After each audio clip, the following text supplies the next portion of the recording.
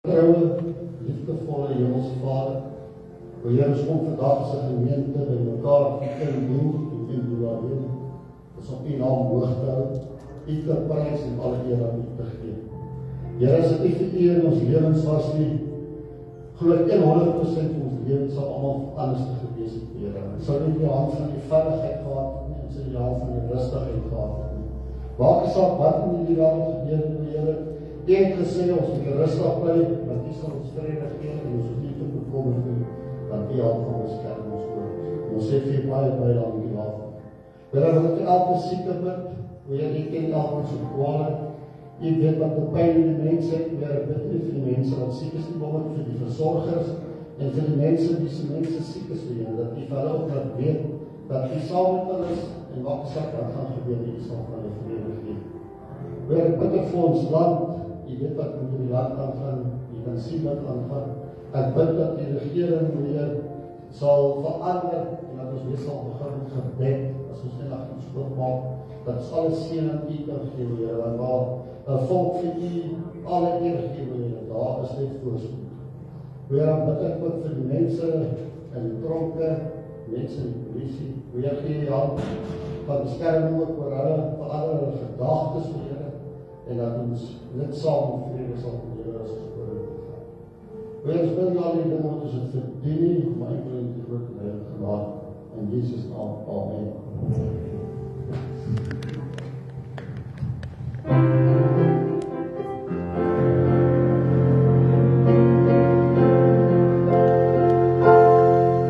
Awesome, good, let's make a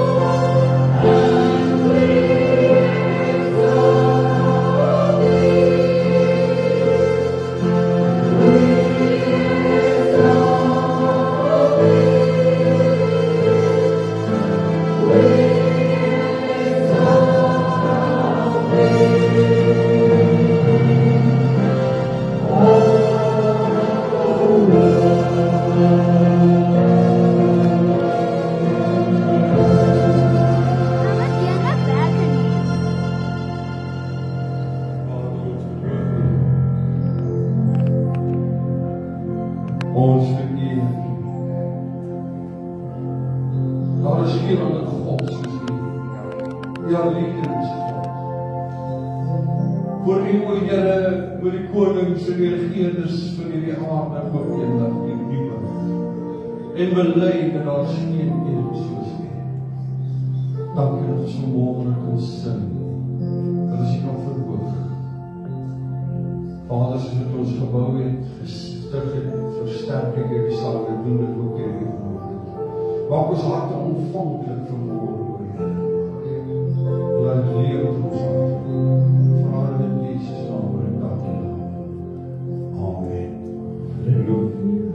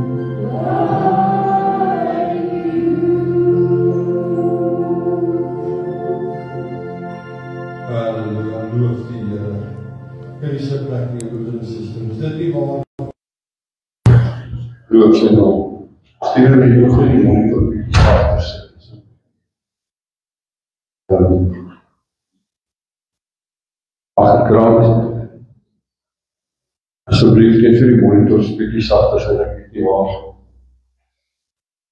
Vanmôre wil ek praat oor die gedagte van verandering.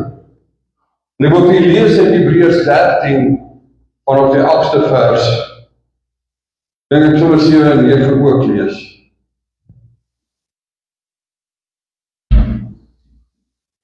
Hebreërs is een van die kosbare boeke, eintlik die hele Bybel vol kosbare boeke. Amen.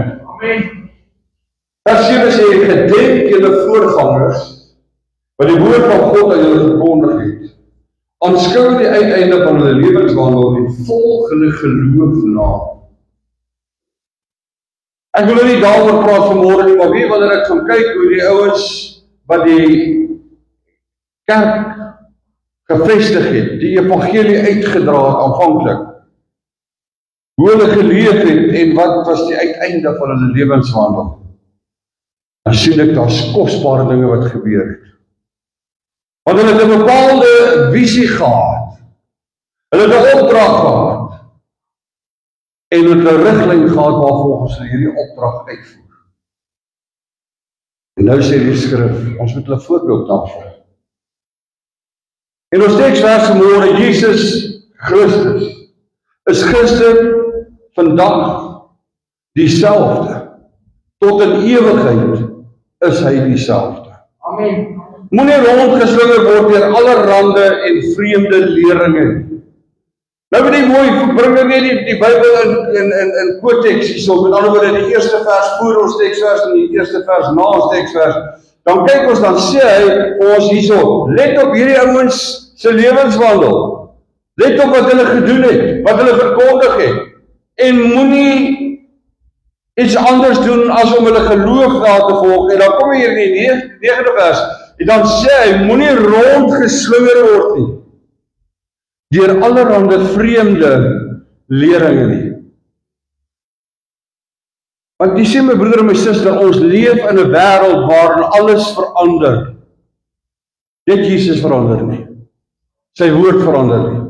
Maar alles verander en selfs die teologie van baie mense verander. As ek gaan kyk na wat ek as kind geleer het in die Sondagskool en hoe dit vandag daaraan toe lyk, dan het daar baie verander. Selfs in die kerk. Selfs in hoe mense glo. Ek het die week 'n gesprek gehad met iemand oor nagmaal. Sê as daar bose geeste en demone in jou huis is, dan moet jy nagmaal gebruik. My broer en my suster, ek vind nie die teksvers wat sê nagmaal verdryf 'n demoon nie.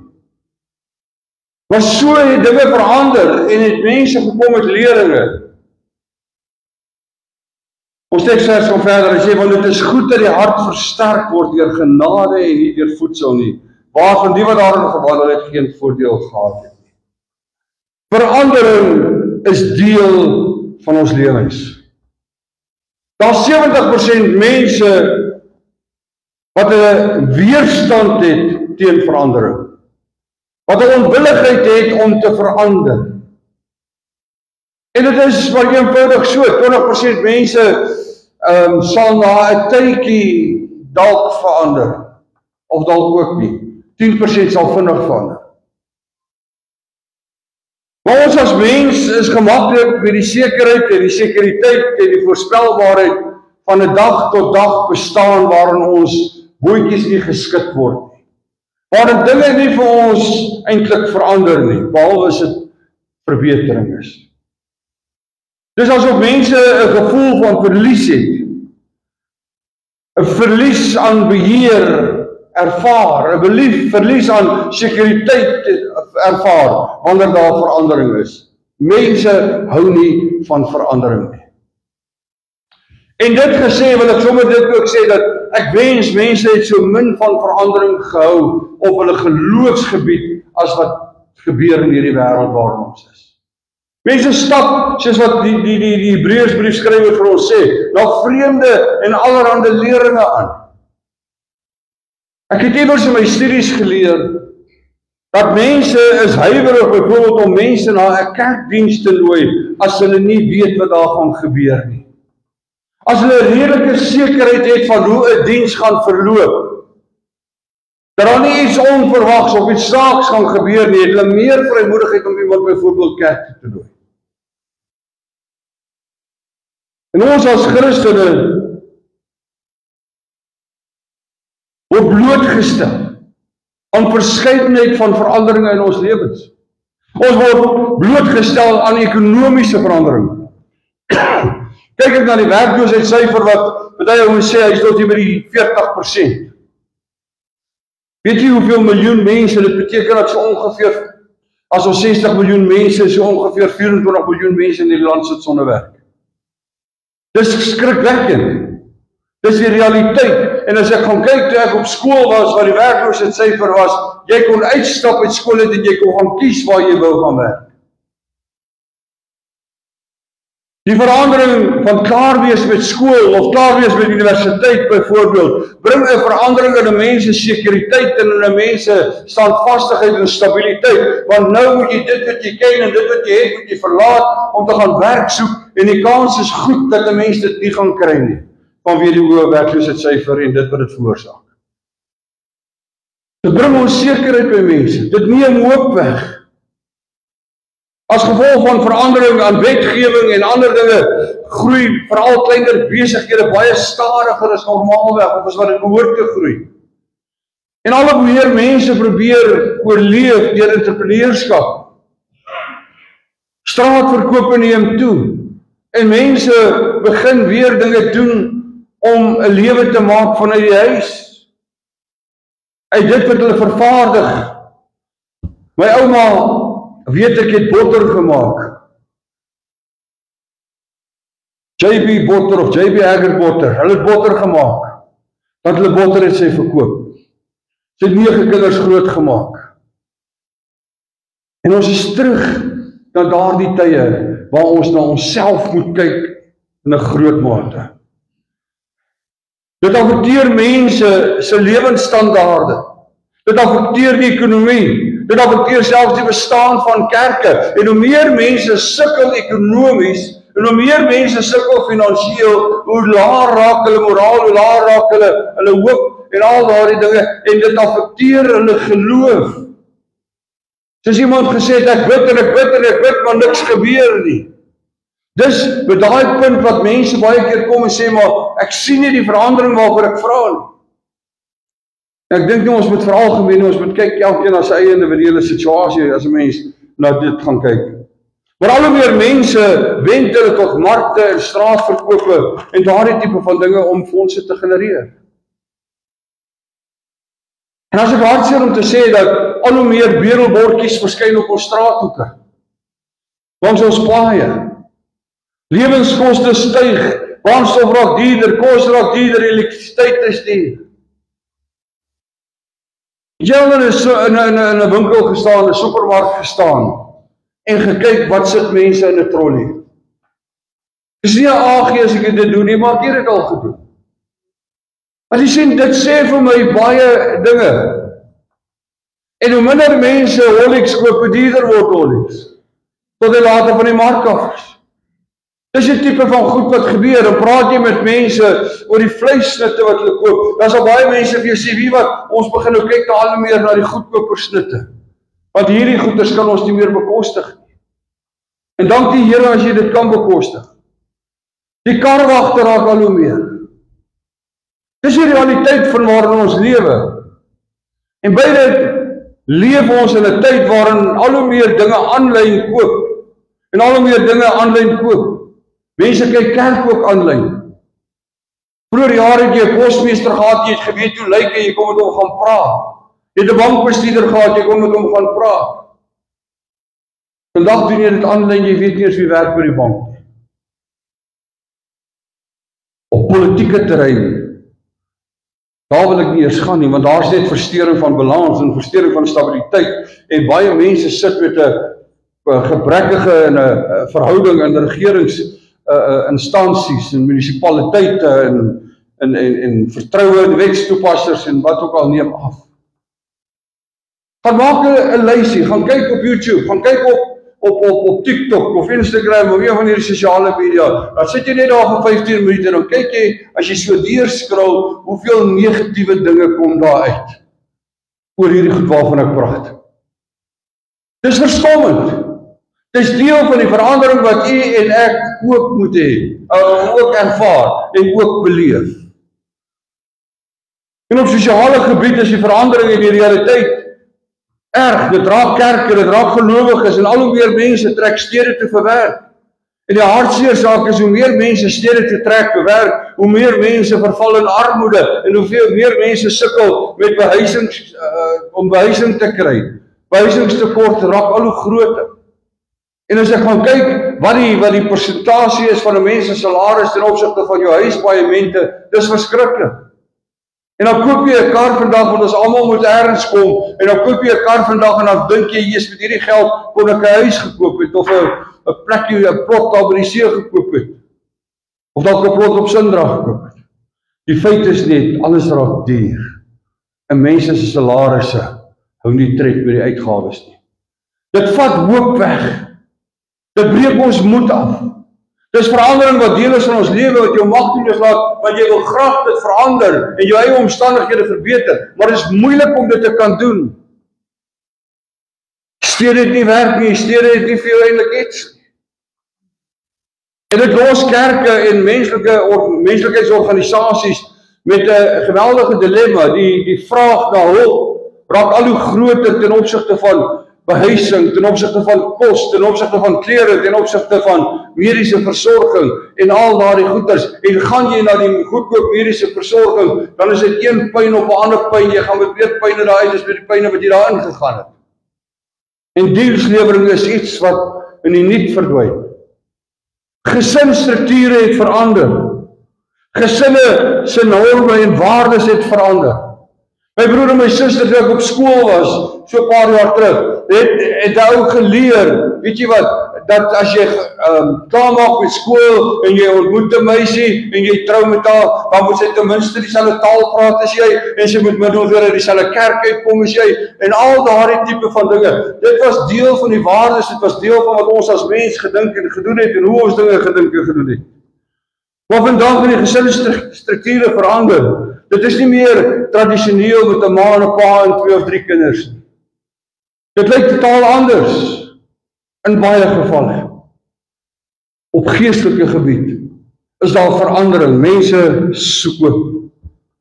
En dit raak al hoe groter. Mense soek bevestiging vir dit wat hulle glo. En al hoe meer profete of sogenaamde profete sit die woord profeet voor hulle naam.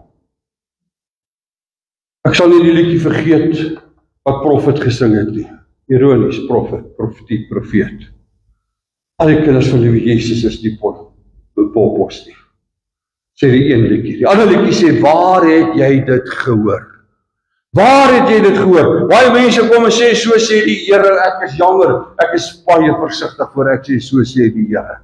Want voor God gaan ons rekenskap gee daarvan. Maar dit is 'n realiteit. Gaan kyk maar net, hoeveel profete is daar deesdae, en party is apostels, en party is wat ook al. Hulle weet nie eens wat beteken die woord apostel, hulle waar verstaan dit nie. Maar dis die realiteit. Ek is apostel so en ek is profeet so. En dan sit jy met baie mense wat sê hulle tersiêre kwalifikasies, maar as jy gaan kyk of dit enigstens geakkrediteerde kwalifikasies is, dan is dit nie. En dis die realiteite, en kerke spring op soos sampioen. Dit is hier is een en daar is een, en elke ou verkondig sy, wat hy ook al wil. Eendag wil ek sê, elke ketter het sy letter. En dit is so, elke ou kom met 'n woordjie en dis ons is reg. En daar's party van hulle nog aanmatigend in veroordeling in die plek. Al hoe meer losstaande gemeentes spring op. En dit is kommerwekkend, my broeder en my suster. Daar's 'n afname aan die hoeveelheid mense wat kerklidmaatskap het. Hoor mooi wat my woorde is vanmôre. Ek praat nie van hoeveel mense kerk toe gaan op 'n Sondag nie. Ek sê mense wat kerklidmaatskap het. Dit sluit almal in, die wat bietjie kerk toe kom, die wat baie kerk toe kom. Die moraliteit en die waardestelsels in hierdie wêreld het verander. En ek wil dit uitdruk vanmôre van sleg na baie sleg. Ook te midde van al hierdie verandering, hierdie dinge wat rondom ons is en wat ons geloof wil afbreek en wat ons moed vat en wat ons hoop nou, sit ons met die realiteit en die waarheid daarvan dat daar is dinge wat nie verander nie. Hebreërs 13 vers 8, ten eerste, Christus is gister, vandag, tot aan alle ewigheid dieselfde. Jou verlosser, hy wat lewe, hy wat in die regterhand van die Vader sit, verander nie. In sy liefde en in sy genade bly hy dieselfde. In die feit dat hy 'n helper is en waar hy tot 'n groot mate beproef is, bly hy dieselfde. Die feit dat hy 'n uitredder is of jou voorspraak is, dit verander nie, dit bly dieselfde. En ons te midde van verandering is ons baie maal geneig om te dink dit verander. My broer en my suster, weet wat, ek gee nie om of die pastoor 'n preek het wat op by sy 'n baard het wat tot by sy naaltjie hang. Ek gee nie om of hy skerp skoentjies dra nie. Ek gee nie om of sy hemp uithang hier agter oor sy boude nie. Ek gee nie om of hy sy kerkpik swart verf binnekant of pink nie. Pink is nou nie 'n goeie kleur nie, maar wat ook al. Solank die boodskap wat hy verkondig is, woordgetrou is.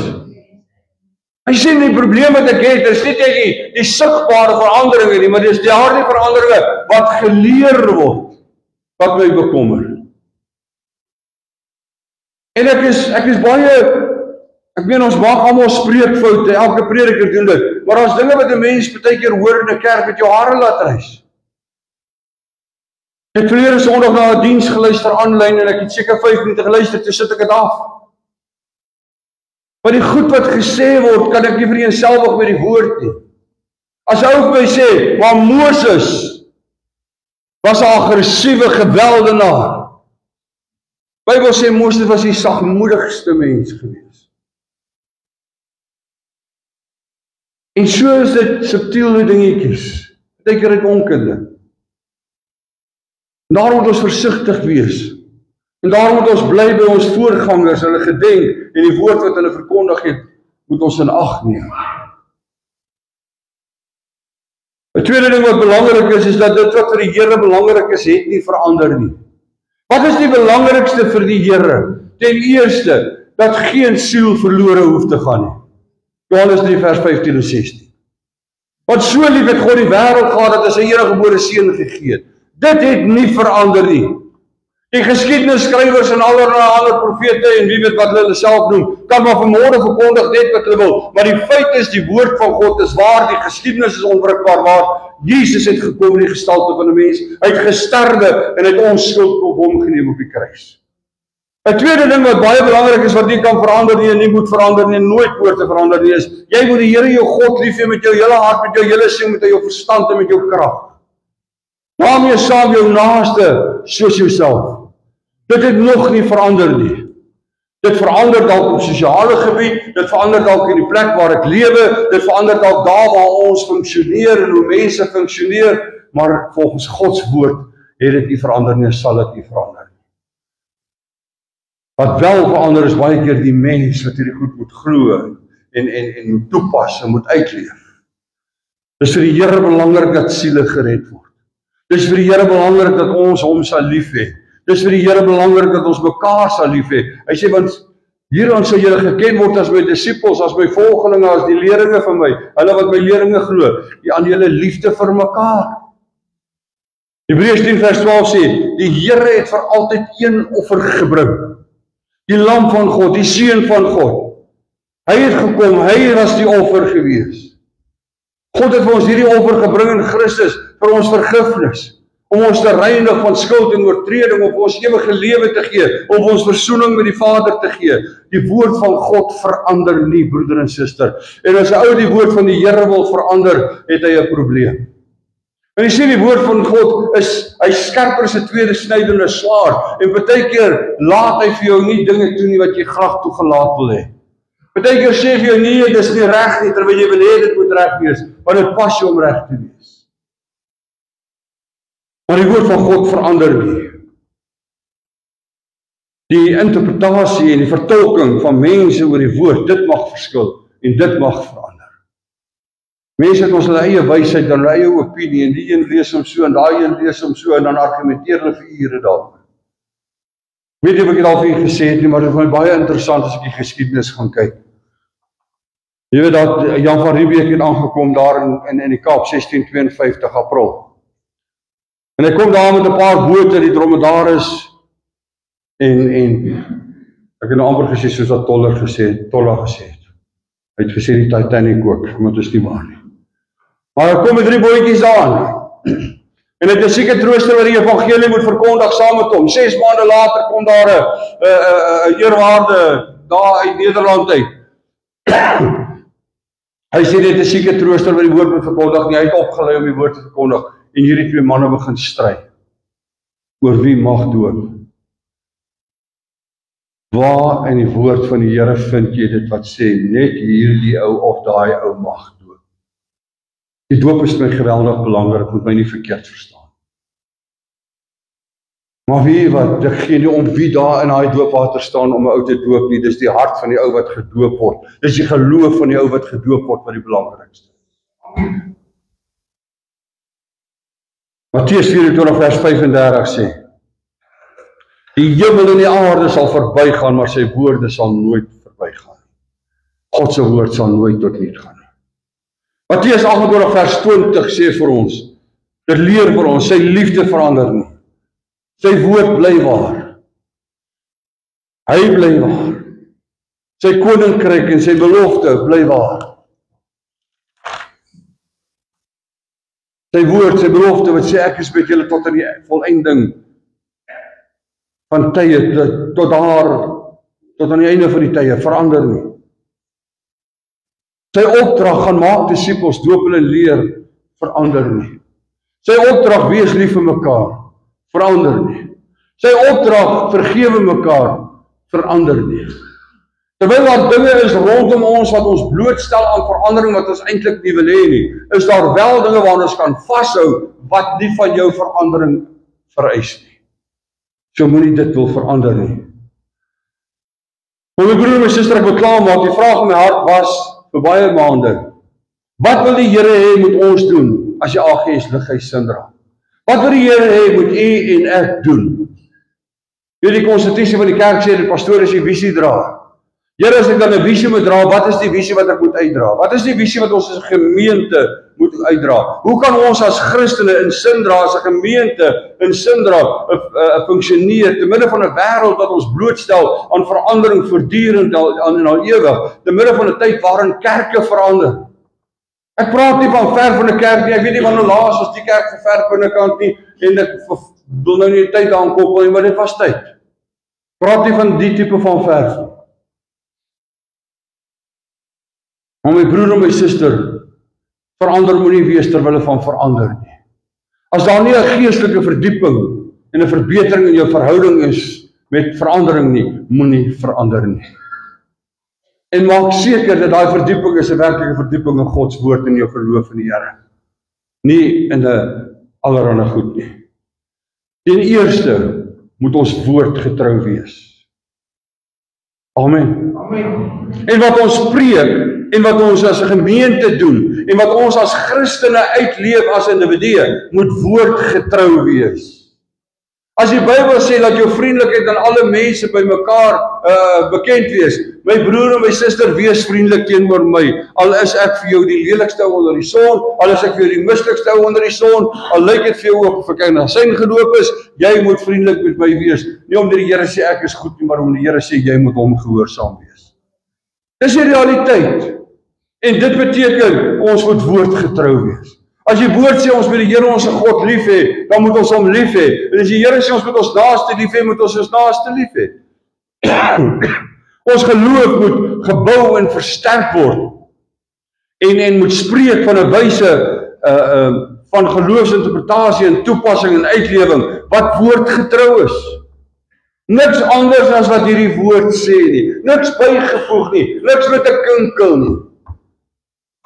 Sou na my toe kom en sê, die Here het vir my 'n openbaring gegee. Hulle praat ons baie keer so. My broer en my suster, as jy nie weet, hier is die Here vir my ook 'n openbaring gegee. Die laaste boek van hierdie Bybel. Maar God gee vir jou niks anders as wat in hierdie Bybel staan nie. Die Bybel sê ons moet vurig wees. En in ons vurigheid moet ons die Here dien. Maar die woord van die Here sê ook, ons moet vurig wees in ons liefde vir God. Nie 'n lou besigheid wees nie, jy moet warm brand vir die Here. Dis die tweede ding, in ons liefde. Die derde ding, ons moet 'n lig wees in ons gemeenskap, en ons moet volgens Gods woord vurig wees in die uitleef van die groot gebod. Jy moet die Here jou God lief hê, jou naaste en jouself, en dan moet ons 'n lig wees vir die gemeenskap waarin ons is. Praat nie net van ons as gemeente nie, jy as individu ook, jy kry met ander mense te doen. Begin by jou gesin, jy moet 'n lig wees daar. 'n Lig wat skyn, dat die mense kan sien, hy wat lig is vir die wêreld, het jou lig vir die wêreld gemaak. En die visie wat die Here op my hart lê vir hierdie gemeente, vir u en vir my, en ons kan dit toepas in ons eie lewens, is eenvoudig dit. En dis nie net iets wat van belang is vir die gemeente nie, dis nie net iets wat ons op 'n papiertjie wil sit, en sê ons het ook 'n visie nie, nee, maar dit moet iets wees wat vir ons 'n riglyn bied, hoe ons lewens moet leef, as individue, hoe ons lewens moet leef as 'n gemeente. Ten eerste, die woord, dit moet woordgefundeerd wees, dit moet woordgebaseer wees. Die woord van God moet die fondasie wees waarop ons geestelike lewens bou. Dit moet die fondasie wees vir ons verhoudinge. Dit moet wees 'n fondasie waarop ons die gemeente uitbou en die werk van die Here aanpak en toepas in ons uitvoering daarvan. Dis tweede, liefde moet 'n kultuur wees. Dit beteken dit moet wees wat ons doen. Kultuur beteken dit wat ons doen. Jy my vra wat se boere se kultuur, dan sê ek hulle eet boerbeskuit koek susters. En wat is die Engelse se kultuur? Oh, it's high tea, cucumber sandwiches. Dis dit wat jy doen. Liefde moet 'n kultuur wees. Dit beteken dit moet wees wat jy doen. Liefde is 'n daad. Jy gee liefde, jy bewys liefde. Het moet 'n gemeente wees waar mense voel, hulle ontvang liefde, en moet 'n plek wees waar mense kan voel, ons het die vrymoedigheid om liefde te gee. Maar saam God liefde. Ons moet getrou wees in die skrif wat sê, Julle is lig vir die wêreld. Julle is lig vir die wêreld.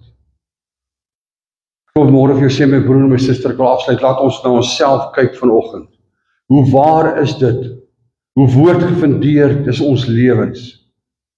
In persoonlike aspek, vanuit 'n persoonlike perspektief, en in die gemeente, vanuit 'n gemeenteperspektief. Hoe vurig brand ons liefde vir die Here en vir mekaar? En laastens, laat ons liggie skyn. Kan die mense sien, daar's 'n verandering. Ons moet na onsself kyk vanoggend en vra, waar is dit in ons eie lewens? Hoe woordgefundeerd is ons lewens? Hoe vurig is ons in ons liefde vir die Here en vir mekaar, vir ons medemens? En skyn ons liggie werklik? Ek het jare gelede gewerk by Matla kragstasie. Ek was die safety officer vir 'n tyd. En ons gaan Germiston toe, Rosseville toe, daar waar die grootste draaibank is, ek dink in Afrika, of die tweede grootste, ek weet nie, maar hy is baie groot. 'n Klomp van ons. En ek en 'n ou van Duva kragstasie sit voor, in hierdie busie. En die ander ouens sit hier agter, hulle praat en hulle kuier, en ons het die vergaderings gehad en wat ook al. En toe ons terugry, toe is daar een ou, hy was op daai stadium op die Hendrina kragstasie, wat na vore kom. Hy sê, luister, ons het vir ons elke keer 'n paar biere gekry, maar ons hele twee ouens al voor 'n paar cokes gekry. Sê, dankie Here. Dankie Here.